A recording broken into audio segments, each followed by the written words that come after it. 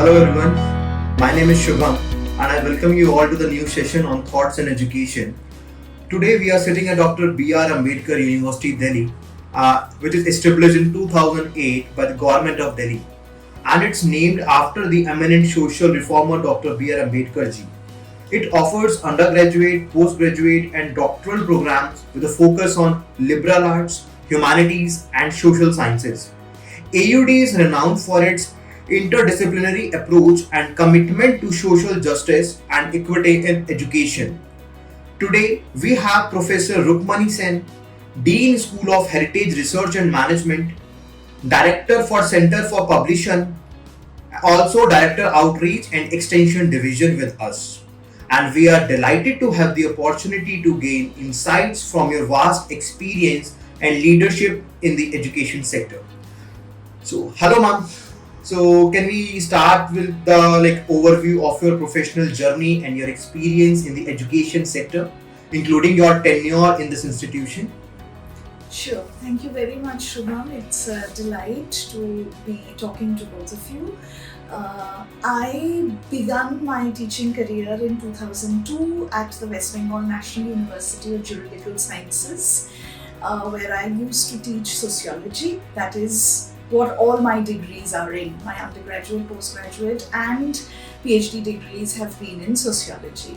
After teaching at the law school for till 2009, I shifted to Delhi.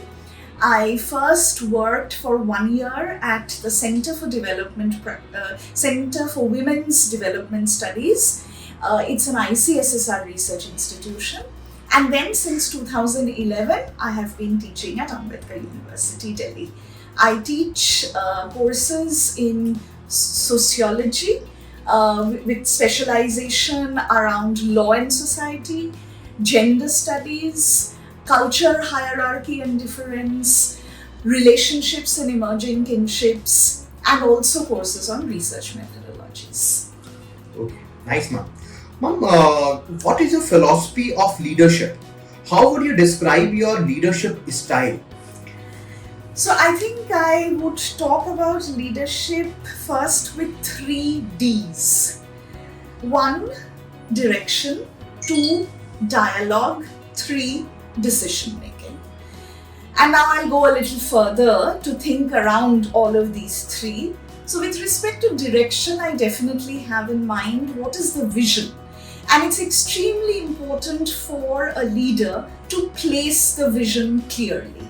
A vision which is innovative, a vision which is in consonance with the times in which we are in, and also a vision which intrinsically has empathy in it with respect to the people with whom one would be working. That's 1 with direction. 2 with dialogue. I do feel that any good leader is one who brings participation into the table. So unless and until one gets the support of the people that one would work with, it would be very difficult to do any kind of leadership. So dialogue is necessary, participation from the people with whom one would work, collaboration with people that one would work with, as well as other institutions and people outside of one's workplace, extremely important. And the connected thing is, how well does a leader communicate? So communication is extremely important as a part of dialogue. And the third being decision making. While the leader needs to take decisions and take ownership also of those decisions, so I would include accountability connected to decision making. In all of this, accountability in decision making, dialogue, direction, I do think that something that is extremely important, at least for me as a leader, is how passionate I am towards the cause in which I am a leader. In this case, within an educational institution, how passionate I am, how committed I am towards the cause of higher education in India. How much do I encourage, motivate others in the process of decision making towards the vision and direction that I have, as well as how do I encourage and motivate through dialogue. subjects. Okay. Ma'am, how does the curriculum of the college ensures the best practice of industry, and what do you see as your college greatest strengths? So, as you only said, that we are named after Baba Saheb Dr. Ambedkar. And we all know that Dr. Ambedkar was the chairman of the drafting committee of the Indian Constitution. So I would like to first state that one of our greatest strengths is that we practice the constitutional values of our country. And within those constitutional values, we definitely can boast of principles of social justice, principles of equality, of opportunity to students from different backgrounds. And we also boast of a certain form of camaraderie among everybody who is working in this university. Having said that, the other very important pivotal strength of Dr. B.R. Ambedkar University, Delhi is that it is an interdisciplinary social science liberal arts university. One of a kind, I would definitely want to say, not just in the city of Delhi, but I would go on to the extent of saying in India as well. And the reason why I firmly believe that we are one of a kind in this nation is because we do outcome-oriented teaching. All our courses have in it learning outcomes. What would the student learn by teaching something? So our curriculum is learner-centric rather than teacher-centric. Second, we do skill-based teaching and learning. There are continuous hands-on experiments and experiences that we want our students to know. Third, we practice field-based pedagogy. A certain significant section of each of the courses that we teach, there is a field-based curriculum. So students are necessarily taken outside of the classroom. We firmly believe that how much a student can learn inside the classroom, same or maybe sometimes more, a student learns outside the classroom at the field site. We do things like, under the leadership of our Honorable Vice Chancellor, Professor Lathir, we have started things like Academy Industry Connect. So there are constant lectures that people from the industry come and do with our students so that the student also knows what is the requirement in the university. The students do outreach activities to industry places, to other organizations, potentially where they could get jobs. We also have a training and placement cell in the university, and most of our MA programs have an internship, built-in internship component.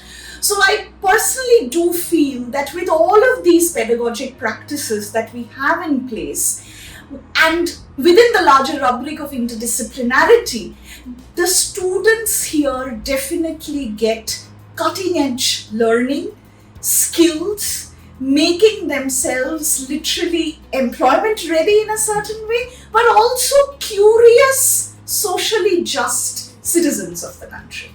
So, ma'am, what do you think should be the institution's top priority over the next 10 years?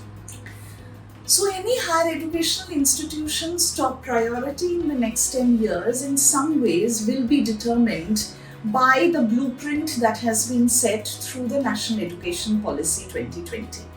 Our university has adopted and already started implementing the provisions that are there in NEP 2020.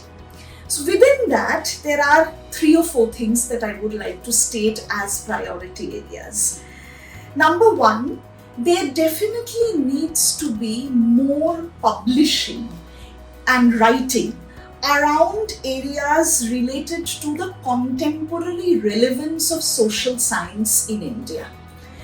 This is a time for social sciences. While we have done a lot of talk around the importance of engineering, sciences, law, management, social sciences interacts with all of these disciplines. What then is the importance of social sciences in this contemporary times? There needs to be a lot of writing and publishing around it, and I feel our university can take a pioneering role in that. A second priority, which in some senses comes from my engagement with being the Dean of the School of Heritage Research and Management, is actually heritage studies. I think in our country, while there are a lot of heritage sites, built heritage, cultural heritage that we can boast of, studies around it has not been something which has been consistent and common. In fact, within Delhi, Dr. B.R. Ambedkar University, Delhi's School of Heritage Research and Management is the only school which offers 2 master's programs around heritage management. One is archaeology and heritage management, the other is conservation and heritage management. So I do feel that there is a push related to heritage studies, also in the context of the fact that very recently the G20 declaration that came out, there was a lot of focus that was given on cultural heritage, tangible, intangible. We know that last year Shantiniketan became a UNESCO World Heritage Site. So India has been doing quite well in terms of adding the number of heritage sites. So that is the second. The third I would feel is a continuous engagement with community, which also is a focus in NEP, which is that it is also time that the university goes to the community. By the community, I mean that there should be community engagement and services related courses that students are taught. Students should understand that there are many from marginalized backgrounds who may not have the opportunities that some of the students are doing. So there is also something that the students need to give back to the community. Therefore, I feel that community engagement needs to be another important aspect. 2 related very brief aspects that I will talk about, and we have started initiatives around it. One is AI in social sciences. We've already done workshops around it. The second, SDG goals, Sustainable Development Goals, and what is the role of higher education institutions with respect to SDGs. Okay. Ma'am, at last, would you like to give any suggestions to the current youth? I would definitely like to give some suggestion to the youth. Number 1, be curious. Try and know a lot. Have a lot of imagination. And where is it that you would get that imagination and curiosity from? So satiate that curiosity and imagination with reading a lot. Newspapers, blogs, novels, short stories, watch good documentaries. There's a whole world of movies that are also waiting for you. Watch, read a lot. I emphasize a lot on reading. In some ways, probably trying to tell the youth that take a little time out from just looking and scrolling through your mobile phones. The third very important thing that I would like to mention is know and understand the diversity of this country. Understand the kind of people that inhabit your localities. And you will realize that there's so much diversity in terms of dialect, language, food, customs, rituals, aspirations, that it's amazing that one is living in this country. And finally, talk and interact. Again, talk and interact rather than be yourself with your phone. Talk and interact with your peers. You will never get back the college and university times. That's one of the best times in one's lives. So just live it. Talk, interact with your peer, know from them, interact with your teachers, ask, demand things from them, and also interact with your neighbors. So it's very important that we converse, we interact, we dialogue. Only then do we flourish as individuals. Okay, so as we conclude today's session, We extend our sincere gratitude to Professor Rukmini Sen Thank you very for much. sharing her valuable insights and wisdom with us. The journey of education as Dr. Ambedkar University continues to be one of dedication, innovation, and excellence, shaping the future of countless students. Thank you for joining us, and we wish everyone continued success in their endeavors. Thank you.